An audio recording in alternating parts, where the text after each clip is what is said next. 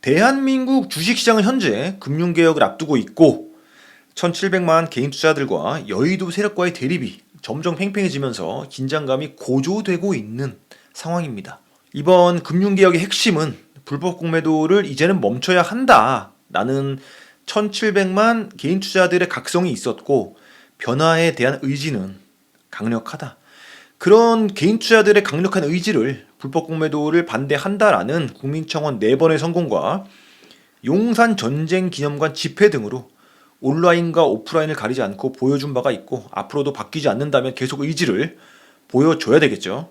불법 공매도라는 게 특정 종목의 공매도를 쳐서 주가를 떨어뜨리는 행위이고 이런 행위가 대한민국 증시에서 수많은 종목에 걸쳐서 오랜 세월 반복되어 왔는데 여기서 핵심은 공매도가 필요한 이유가 근거 없이 높은 가격이 형성된 종목, 즉 거품이 낀 종목들을 적정한 가치로 되돌려 놓는 순기능이라는 건데 이런 공매도의 순기능이 변질이 돼서 특정 세력의 이익을 창출하는 창구가 되어 버렸다라는 것이고 공매도를 쳐서 주가를 누르는 세력들은 상대적으로 높은 가격의 주식을 산 개인 투자들의 자본을 약탈해가는 개념으로 공매도의 본질에서 완전히 변질이 되어 버렸고 오랜 시간 동안 이런 무분별한 공매도 때문에 한국 경제가 좋아지고 산업이 아무리 발전을 해도 증시는 박스권 안에 묶여있는 병적인 상태를 한국 시장이 앓고 있기 때문에 이번 기회에 각성한 1700만 개인 투자들이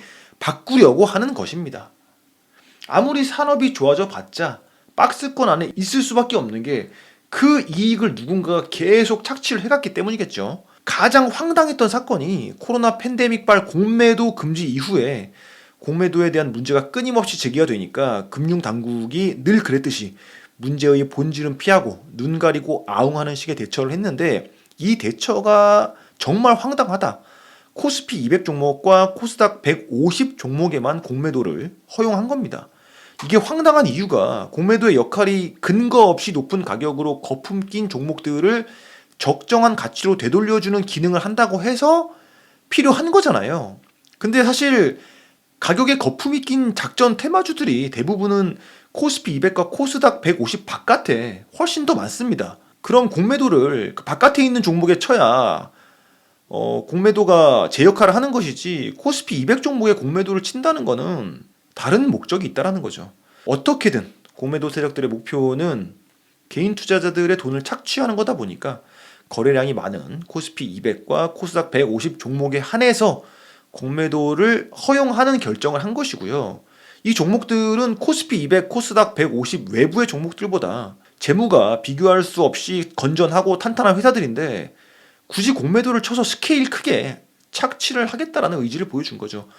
이것만 봐도 현재 공매도 관행이 공매도의 본질에서 얼마나 멀어져 있는지를 알 수가 있는 대목이고요. 한마디로 공매도는 아예 없어져도 된다라는 겁니다.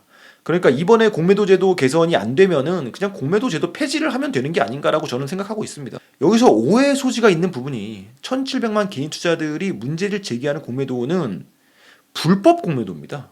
실제로 주식을 빌려와서 공매도를 치는 정상적인 공매도에 대해서 문제를 제기한 것이 아니고 주식을 빌리지도 않고 일단 공매도부터 쳐놓고 주가가 떨어지면 수익만 챙겨가는 이른바 무차입 공매도에 대해서만 문제 제기를 한 것이고 공매도 세력들이 실제로 주식을 빌려서 친 건지 조작을 한 건지 실시간으로 모니터링을 바로바로 할 수 있어야 된다라는 게 바로 1700만 개인 투자자들이 요구하는 전산화입니다. 공매도 전산화는 반드시 되어야만 한다. 지금은 공매도 내용을 이틀이 지난 뒤에나 볼 수가 있기 때문에 불법이 숨을 수가 있죠. 무차입 공매도를 적발할 수 있도록 모든 투자들이 실시간으로 확인할 수 있도록 전산화를 하라는 거죠. 이런 불법 무차입 공매도의 주체를 개인 투자자들은 검은머리 외국인과 특정 국내 증권사의 합작이라고 합리적으로 의심을 하고 있는 겁니다. 여기서 대표격으로 지목된 국내 증권사가 바로 신한투자증권이고 지목을 한 근거는 국내 증권사 중에서 공매도 창구 1위라는 점과 공매도의 주체인 홍콩 싱가포르계 해외 IB가 실제 외국인이 아닌 검은머리 외국인이라 불리는 한국 부자들로 추정이 된다라는 점, 이들이 합작을 하고 있다라는 합리적인 의혹을 제기하는 것이고 그래서 가장 뜨거웠던 4차 청원의 내용이 정확하게 신한투자증권을 정조준해서 전수조사를 요청하였고 청원의 열기는 뜨거웠으며 성공을 했죠. 하지만 금융당국은 반대로 갔습니다. 하라는 신한투자증권 압수수색은 안 하는 것을 넘어서 아무런 문제가 없다라고 발표를 하고 반대로 금융개혁의 선봉장인 박순혁과 선대인을 과감하고 민첩하게 자택을 압수수색을 진행을 한 것입니다. 이런 결정을 내린 것이 바로 금감원이고 금감원의 수장은 이복현 원장이다. 이복현 원장이 오랜 고민 끝에 스탠스를 정한 듯합니다. 왜냐하면 1,700만 개인 투자들은 이복현 금감원장이 불법 공매도 세력을 검찰 출신답게 수사를 해주고 또 처벌을 해줄 것을 기대했거든요. 그러나 개인 투자들이 원했던 신한투자증권 전수조사 대신에 박순혁 선대인을 압수수색했다. 이와 같이 금융개혁의 열기는 점점 더 뜨거워지고 있고 긴장감은 고조되어 가고 있다. 1,700만 개인 투자들이 원하는 것은 심플합니다. 불법 공매도를 금지하고 그러기 위해서는 불법 공매도의 온상인 신한투자증권을 압수수색하라. 이게 끝이 아니라 여기가 바로 시작입니다. 불법의 정황이 포착이 된 만큼 히스토리는 공개가 되어야 되고 반드시 처벌을 해야만 한다. 잘못한 주체가 있고 손해를 본 사람이 엄청나게 많은데도 아무런 처벌을 받지도 않고 그냥 지나가게 되면은 불법은 계속해서 우리의 발목을 잡고 괴롭힐 것이다. 1,700만 투자들의 열망이 이렇게 뜨거운데도 수많은 주식 채널들은 불법 공매도의 불자도 꺼내지 못하고 있습니다. 3프로TV처럼 세력과 관계가 두터운 미디어도 있을 것이고 철퇴가 두려워서 말을 못하고 있을 수도 있겠죠. 다만 문제의 심각성에 비해서 너무나도 조용하다. 절대로 잊혀져서는 안 되기 때문에 F킬라에서는 계속 불법 공매도 이야기를 하겠습니다. 고쳐질 때까지. 이제 기억나는 사건이 예전에 LH 사건이 터졌을 때 국민들이 조사와 처벌을 정말 간절하게 원했었습니다. 그러나 시간이 지나고 잊혀지고 그 당시에는 처벌하는 신용만 하더니 2023년 11월 2달 전에 무죄 판결이 나왔습니다. 이번에도 과연 그냥 잊혀질 것인가? 1,700만 개인 투자자의 기억이 이기는지 공매도 카르텔의 시간 끌기가 이기는지 한번 보시죠. 제 생각에는 이번에는 다를 것이다. 왜냐하면 LH는 그냥 그 사람들의 이익을 위해서 불법을 저질렀고 국민들 입장에선 괘씸한 거였어요. 근데 이번에는 불법 공매도 퇴치가 안 되면은 개인 투자자들은 계속 손해를 보게 되고 이 억누렸던 것들이 사라지는 게 아니라 계속 쌓이게 됩니다. 그래서 이번에는 다를 것이다 라고 저는 생각을 합니다. 한국이 금융개혁을 이루기 위해서 과제가 너무나도 많은데 그 중에 이제 넘어야 할 산이 있죠. 이 넘어야 할 사람들은 당연히 사람이겠죠. 이들에 대해서 알아보는 시간을 F킬라에서 시리즈로 나눠서 가져볼 생각입니다. 이 사람들은 누구이고 또 어떤 히스토리를 갖고 있는지 어떤 스타일인지 뭐 그런 것들을 좀 알아보도록 하겠습니다. 한국 금융계의 중요한 포지션을 점하고 있는 사람들이겠죠. 국민들의 뜻에 반대되는 방향을 과감하게 주장함으로써 금융개혁에 반대를 하는데 나팔수 역할을 하고 있는 사람들입니다. 이 사람들 중에는 이렇게 나서는 사람들 중에는 선출직은 없습니다. 다들 임명직이죠. 자기 라인한테 잘 보이는 게 중요한 사람들이니까 이럴 수 있는 거겠죠. 국민들의 투표가 중요한 사람들은 결코 이렇게 국민들의 반대가 되는 주장을 나서서 할 수가 없습니다.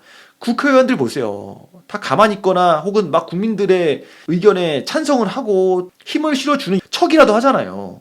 행동은 안 하지만. 근데 이 일선에 나선 사람들은 다들 임명직이라는 거죠. 그런 특징이 있습니다. 여기서 와일드카드가 이복현 금감원장인데 이복현이 중요한 몇 가지 이유가 있습니다. 첫 번째 이유는 현직 대통령이 임명한 고위 임명직이다. 그러니까 금감원의 수장이고요. 말을 바꿔보면은 실력에 비해서 높은 자리를 임명에 의해서 차지를 했다. 금융 쪽 지식과 경험이 실력이겠죠. 근데 그런 실력 없이 금감원 수장이라는 과분한 자리에 임명이 되었다 보니까 이제 이복현의 특징이 시행착오나 자충수, 결정 번복 이런 게 많습니다. 왜냐면 상황을 잘 모르니까 실력이 없으니까 상황을 잘 모르고 그러다 보니까 말해놓고 생각해보고 따져보니까 이게 아니었던 거야. 그러다 보니까 이런 우왕좌왕하는 모습이 많았고 여의도 금융권이나 이제 개인 투자자들의 입장에서는 서로 우리 편을 만들 수 있을 것 같다라는 생각을 해서 이제 양쪽에서 당기고 있는 그런 상황이었는데 뭐 그러다 보니까 럭비공 마냥 어디로 튈지 알 수가 없는 그런 사람이고요. 그럼에도 불구하고 너무나도 중요한 포지션이다. 이복현이 중요한 두 번째 이유는 이제 임명직을 넘어서 국회의원이나 그 이상으로 올라가려는, 즉 선출직 욕심을 갖고 있다라는 부분이고 이것이 핵심인데, 그러다 보니까 더 우왕좌왕합니다.